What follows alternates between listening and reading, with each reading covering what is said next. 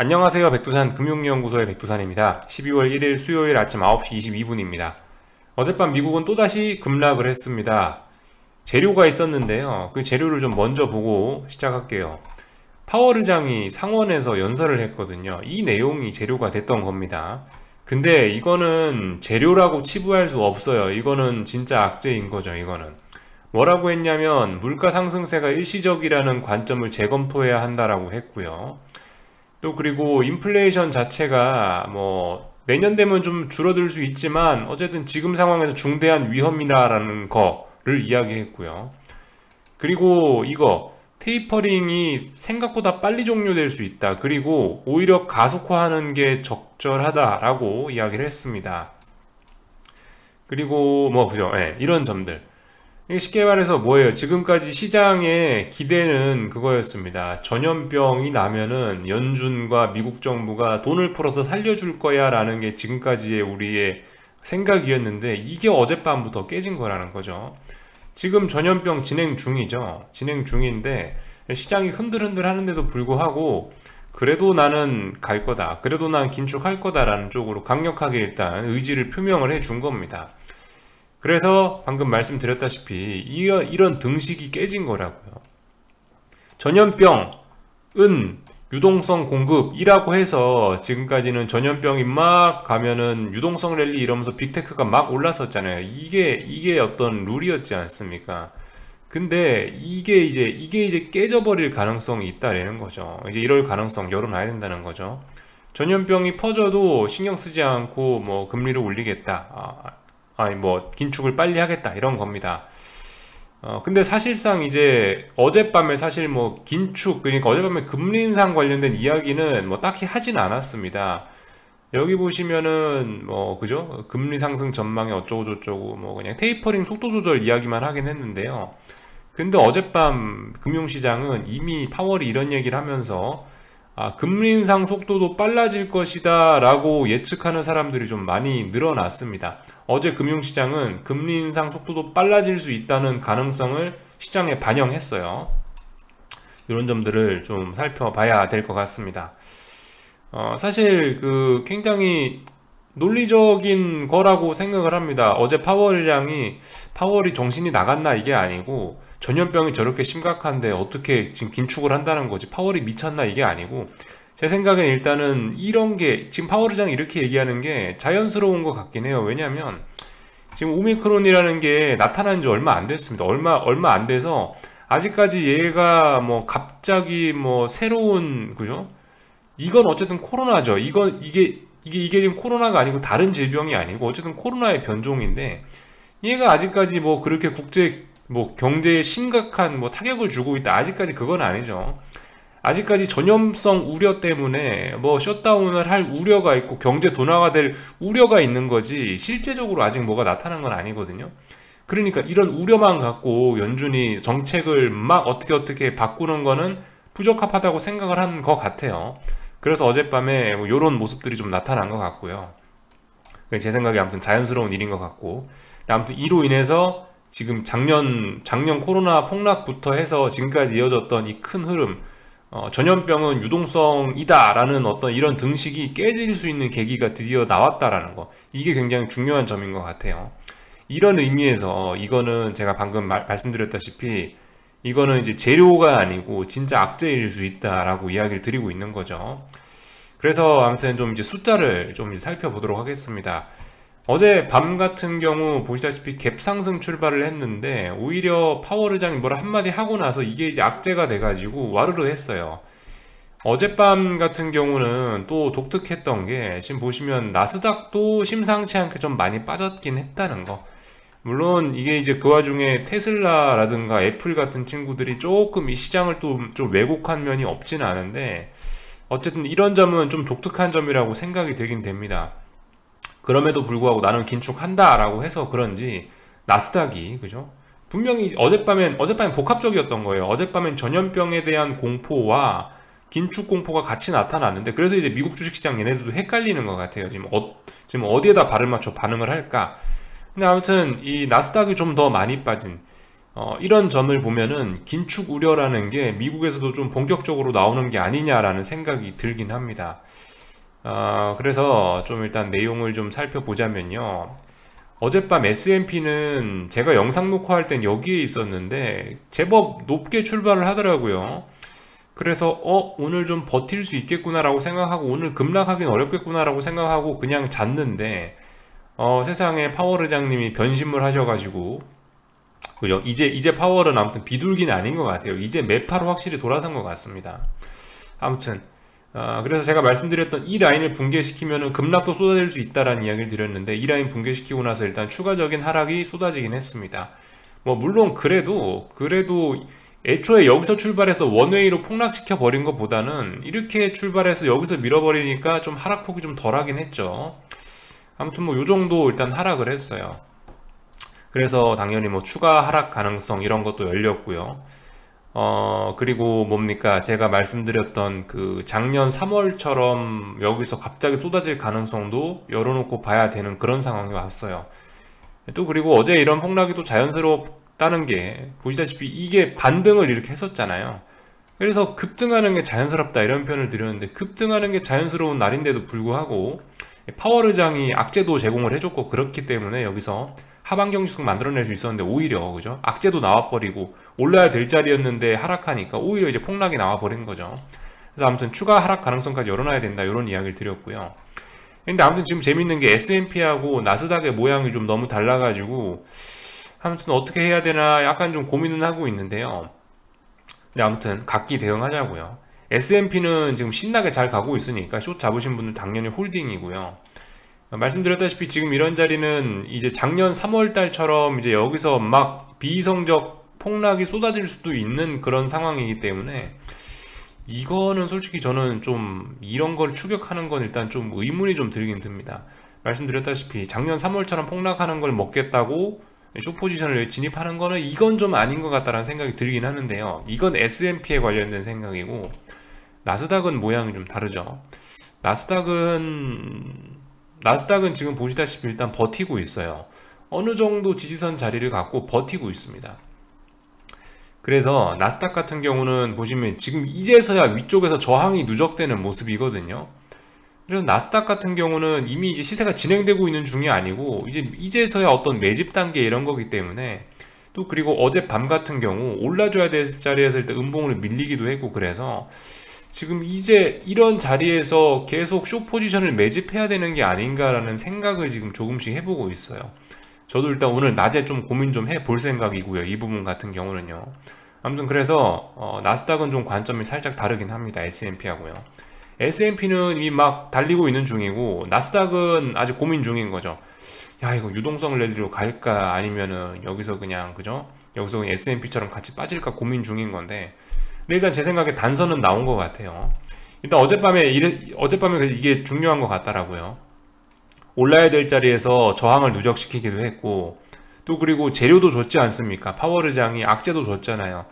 이제는 유동성에 관한 기대를 하기가 좀 어려워질 때가 왔으니까 그럼 나스닥도 죽을 수 있겠지라는 생각을 하면은 솔직히 저 같은 경우는 좀 올라오면은 뭐 반등을 노린다 뭐 싼 고점 이런 이야기를 드리긴 드렸는데 지금 패턴이 약간 바뀌려고 하고 있어요. 제가 생각했던 그런 시나리오에서 좀 틀어지려고 하고 있어요.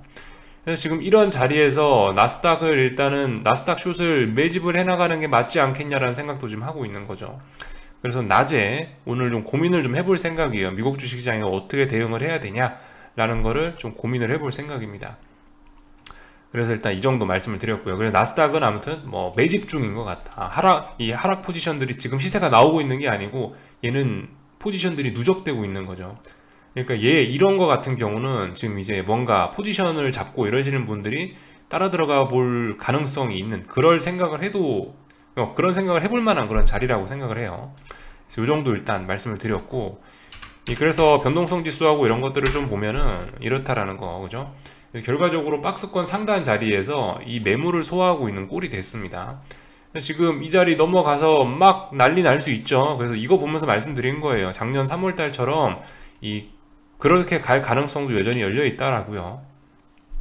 그죠? 그리고 이거 말씀드렸다시피 3월달처럼 갈지 말지를 하루 이틀 만에 결정하는 게 아니다. 오래 걸릴 수도 있다라는 말씀 드렸고요. 그만큼 오래 걸려서 고민을 하고 있는 겁니다, 시장이. 근데 이제 만약에 이제 여기 이런 자리를 지금 현재 뭐 어쨌든 2거래일, 3거래일째입니다. 여기서 2거래일, 3거래일째인데 여기서 너무 오랫동안 못 넘어간다면 그것도 또 안 좋은 신호가 될 수 있겠죠. 아래쪽으로 내려오는 신호가 될 수 있을 거고. 여기서 그 어떤 모양이 나오냐 중요해요. 여기서 막 양봉 나오면서 계속 올라가려고 한다, 뭐 그럴 수도 있는 거죠. 아무튼 다양한 패턴 나올 수 있으니까 이 부분들 좀 잘 봐야 되겠습니다. 어떻게 될지 저도 몰라요. 3월달 같은 그런 일이 날지 아니면은 그냥 또 적당히 반등을 할지 어쩔지는 저도 지금 모르겠습니다. 나스닥 같은 경우도 아무튼 뭐 비스무리해요. 박스권 상단을 넘어갈까 마냐를 고민하고 있는 거죠. 근데 아무튼 나스닥 같은 경우는 어쨌든 이제서야 시작하는 단계일 수 있기 때문에, 이제서야 매집이 들어올 수 있는 단계, 뭐 이제서야 매집하고 있는 과정일 수 있기 때문에 아무튼 나스닥과는 좀 보는 관점이 다르다고요. 그래서 오늘 밤에 뭔가 저도 뭘 해야 되나 뭐 이런 걸 좀 고민을 해보긴 할 거예요. 자, 그래서 주식시장은 살펴봤고요. 어젯밤에 이제 금리 인상 가능성이 좀 뒤로 밀린 거, 아니, 금리 인상 가능성이 좀 높아졌다, 다시. 이런 부분을 좀 말씀을 드렸는데, 관련 지표들을 좀 볼게요. 일단 금리 보면 되겠죠. 10년물 금리 한번 보겠습니다. 10년물 금리 어젯밤에는 몇 프로 빠졌냐면 3.4% 빠졌어요. 잘 보세요. 3.4% 빠졌습니다. 근데 이제 단기물 금리 같은 경우는 보시면 어젯밤에 오히려 급등을 했어요. 17% 올랐어요, 어젯밤에. 그러니까 뭐다, 이거는 금리 인상 가능성, 금리 인상이 땡겨질 수 있다는 가능성이 어제 금융시장에 확 반영된 거예요. 어제 비록 파월 의장은 금리 인상 관련된 이야기는 하나도 하지 않았고 테이퍼링이 가속화될 수 있다는 이야기만 했을 뿐인데, 근데 일단 보시다시피 저렇게 그죠? 시장은 미리 금리 인상 가능성을 확 반영을 하고 있습니다. 이렇게 됐다라는 점을 일단 확인을 해 봐야 되겠고요. 단기 금리가 크게 치솟았다는 거, 이런 거 봐야 되겠고요. 그리고 참 금리 보면서 오래간만에 보고 있는데 정크본드 금리들도 여러분들 지금 장난이 아니에요. 정크본드들은 이게 숏 정크본드죠. SJB인데 여기가 지금 중요한 저항입니다. 이거 넘어가면 추세전환이에요. 추세전환. 지금 추세전환 시도하고 있는 중이에요. 잘 보셔야 됩니다. 지금 아무튼 이 위험자산이 죽어가고 있는 중이고, 그리고 뭐 채권의 시대가 올까 말까 지금 다들 고민하고 있는 지금 그런 상황이라 갖고 아직은 어쨌든 좀 애매하긴 애매한데요. 예. 지금 아무튼 다들 지금 눈치 보고 있는 거예요. 여기서 언더슈팅으로 갈까? 아니면은 적당히 또 다시 어떻게 랠리를 이어갈 수 있을까? 이런 부분을 미국이 지금 고민하고 있는 상황입니다. 그 와중에 나스닥은 위쪽에 저항을 누적하고 있는 상황이고, 아무튼 이런 거 보여드리면서 미국 주식시장은 현재 그죠? 미국 주식시장은 현재가 아니고 지금 미국 금융시장은 어떤 금리 인상 가능성을 땡겨서 반영하고 있다는 거, 금리 인상이 빨라질 수 있다는 생각을 머릿속에 넣고 있다라는 거를 일단 아셔야 되겠습니다. 이런 점들 좀 살펴봤고요. 그래서 달러 인덱스도 어젯밤에 꼬리를 달고 올라왔어요. 그래서 결과적으로 여기 있는 직전 저점 자리를 뭐 종가상으로는 일단 지키긴 했습니다. 이게 그죠? 심상치가 않긴 해요. 어젯밤에 어쨌든 중요한 악재가 생긴 겁니다. 우리 입장에서는 악재, 그러니까 우리 입장이라고 아니고 숏 포지션 보시는 분들에선 호재죠. 주식 들고 계신 분들한테는 큰 악재가 생긴 거죠. 전염병발로 어떻게 좀 유동성을 좀 더 기대할 수 있나라고 했더니 파월 의장이 꿈도 꾸지 마라고 해서, 그죠? 우리 파월 의장이 달라진 거예요. 그래서 이런 점들을 좀 살펴보시면 되겠습니다. 그래서 한국 시장으로 넘어갈 건데, 한국은 여전히 애매하죠, 그죠? 여전히 하여튼 반응들이 좀 아직까지 애매합니다. 뭐 그런 와중에 주식 시장도 좀 단기 낙폭 과대인 상태에서 좀 애매하게 움직이고 있고요. 솔직히 한국 주식 시장에 관련돼서 제가 뭐 이렇다 저렇다 드릴 말씀은 없어요. 오늘 뭐 의외로 반등을 하고 있는데 뭐 이런 생각도 듭니다. 확실히 소문난 잔치에 먹을 게 없구나. 오늘 아침에 얼마나 고민했겠어요. 한국장 투자자분들 얼마나 고민했을, 안 그래도 한국 폭락해가지고 어제 폭락해서 막 골 때리는데 어젯밤에 미국이 또 폭락했으니까, 반등을 또 못했으니까, 와, 이제 죽었다라는 생각을 아마 오늘 하면서 아침 동시효과를 맞으셨을 텐데, 모두의 그런 우려가 오히려 일단 갭 상승을 불러낸 것 같습니다. 근데 아무튼 제 입장에서는 저런 게 좋아요. 차라리 안 빠져야 돼요. 지금 어제 이미 너무 오바를 해놔가지고 좀 오늘 같은 날은 저렇게 쉬어가는 게 숏의 입장에서는 더 좋다라는 생각이에요. 저렇게 좀 쉬어가야 돼요. 저렇게 쉬어가야 돼.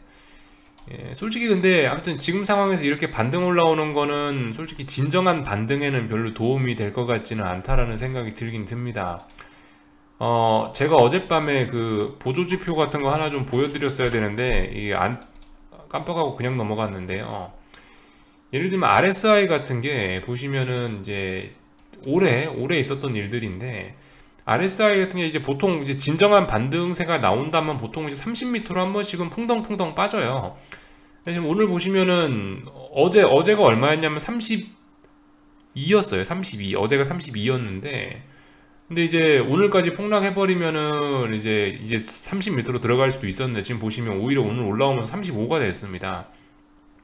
그래서 아무튼 이런 측면, 이 뭐 거래량이라든가 이런 조건들이 뭐 거의 어떤 단기 바닥에 근접하지 않았냐라는 생각은 드는데, 뭐 근데 물론 말씀드렸다시피 단기 바닥에 근접했다라는 생각이 드는 거지 이게 바닥이라는 이야기는 아니에요. 더 빠질 수 있고 조금 더 빠져야 자연스러울 것 같다는 생각은 들어요. 그렇긴 한데 아무튼 이런 것들, 그죠? 이런 것들을 봐도 얘가 30m로까지 이번에 안 갔습니다. 이런 것들을 봐도 솔직히 좀 더 빠질 수는 있을 것 같다는 생각이 든다는 거죠. 이게 어설프게 이렇게 반등을 잘 하지는 않는 것 같아요. 지금까지 코스피 꼬라지를 보면은 보통은 이제 밑으로 30m로 빠져갖고 이렇게 파란색 부분을 한번 만들어내지, 이렇게 반등은 잘 일단 하지는 않는 것 같고요. 아무튼 어제 말씀드리지 않은 지표 부분 일단 하나를 좀 말씀드리긴 했고요. 아무튼 뭐 그렇습니다. 그래서 지금 뭐 보시다시피 일단 오늘 반등을 하고 있는 게 저는 뭐 별로 그래 나빠 보이지는 않아요. 이런 식으로 해서 좀 풋 프리미엄을 좀 죽여야 될 필요가 있고, 이런 식으로 해가지고 좀 개인들의 풋옵션 추격을 좀 막을 필요는 있습니다. 숏을 보는 입장에서는 그렇다라는 거죠. 아무튼 좀 그런 생각이 좀 들긴 들고요. 아무튼 한국 같은 경우는 아무튼 다시 좀 생각을 하긴 해야 되겠죠.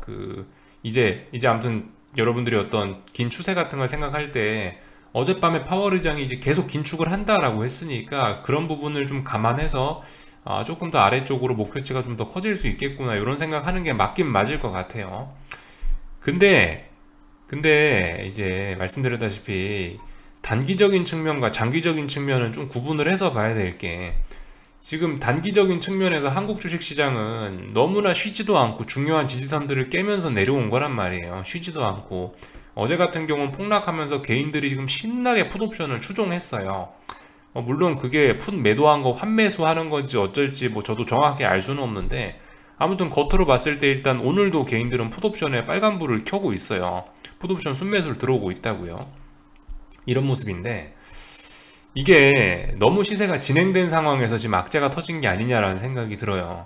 파월 의장이 여기 위쪽에서 오미크론 이야기 나오자마자 그래도 우린 긴축한다라고 했으면, 그로 인한 충격으로 이렇게 빠진 거였으면은 이해를 해줄 수가 있겠는데, 지금 그 악재가 지금 사실 지금 생각해 보시면 위에서부터 여기까지 빠진 건 전염병 공포로 빠진 거고, 이제 오늘에서야 이제 새로운 악재가 등장을 한 건데, 지금까지 이제 전염병 공포로 빠지면서 한동안 긴축은 잊었었죠. 그래, 긴축 안 할 수도 있어, 긴축이 늦춰질 수도 있어 라고 생각했는데, 오늘 아침에 이제 새로운 악재가 나온 거예요. 오늘 아침 새로운 악재가 나왔어요. 근데 이게 이미 어느 정도 하락이 많이 진행된 상황이고 어제 이미 폭락이 쏟아진 상황에서 악재가 등장을 했으니까, 악재가 등장한 타이밍 자체는 숏 보시는 분들 입장에서 참 더러운 타이밍에 악재가 나왔다라고 생각할 수밖에 없을 것 같아요. 일단 이 정도 이야기를 일단 드리고요. 아무튼 뭐 지금 상황에서 이제 코스닥 시장도 좀 보고 나서 이야기를 드리죠. 사실 코스닥 시장 여러분들 이제 오늘에서야 일단 좀 의미 있는 라인을 붕괴를 시켰습니다. 어젯밤에 말씀드렸다시피 이게 1년 내내 큰 박스권에 있었는데, 큰 박스권의 중간 정도 대략적으로 중요한 자리 여기였죠. 이 자리를 지금 현재 보시면 붕괴시키고 있는 거죠. 그러니까 오늘 저렇게 마감을 한다면 코스닥 시장은 이제 저걸 근거로 해서 뭔가 다른 뭐 접근을 하거나 해볼 수 있을 것 같죠. 그죠? 아무튼 오늘 이렇게 마감이 된다면 뭔가 강한 하락세를 확인하는 꼴이 될 겁니다. 근데 아무튼 코스닥 시장도 좀 단기적으로 좀 낙폭이 좀 쏟아진 게 있어가지고 조금 부담스럽긴 하죠. 아무튼 오늘 이렇게 마감이 된다면 코스닥 시장도 어떤 신호는 등장을 한 꼴이 되긴 될 겁니다. 그래서 일단 이 정도 이야기를 드렸고요. 네, 일단 뭐 한국장 이야기는 얼추 다 드린 것 같긴 합니다. 이 정도 이야기 드렸고, 여러분들 어젯밤에 안 그래도 이제 리플들 보면서 이제 뭐 심리적인 이야기를 조금 이제 하고 마칠 건데, 여러분들 아무튼 지금 자리에서 뭐 내가 숏을 가지고 매매하는 거는 그런 건 아무 문제 없을 수 있어요. 그러니까 내가 여기서 이런 생각을 갖고 매매를 할 수 있다는 거죠. 아, 어젯밤 파워르장이 뭐 그런 긴축 관련된 이야기를 했으니까 아, 갭 상승하면 한번 뭐 숏 포지션을 잡아서 장중에 먹고 나와야지.